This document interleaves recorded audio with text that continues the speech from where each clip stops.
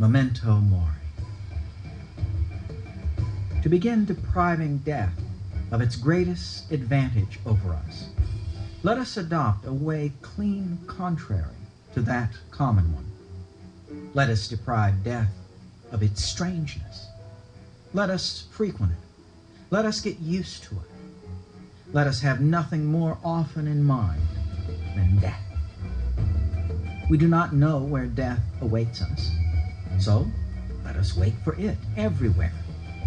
To practice death is to practice freedom. A man who has learned how to die has unlearned how to be a slave. Michael de Montaigne.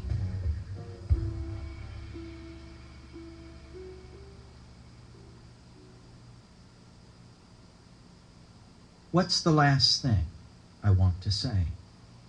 What does it all come down to? If I could only have ever delivered one lesson, what would it be? What is the single most important message I could share? What is the diamond at the core of all spiritual aspiration?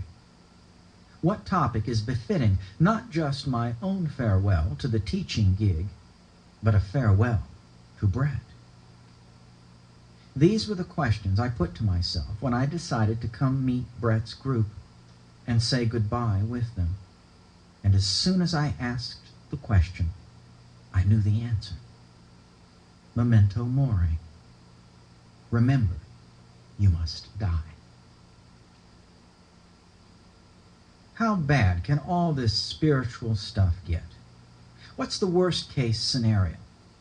These can be very scary and paralyzing questions to leave open-ended, especially when we set out alone on a journey beyond the charted regions of the map.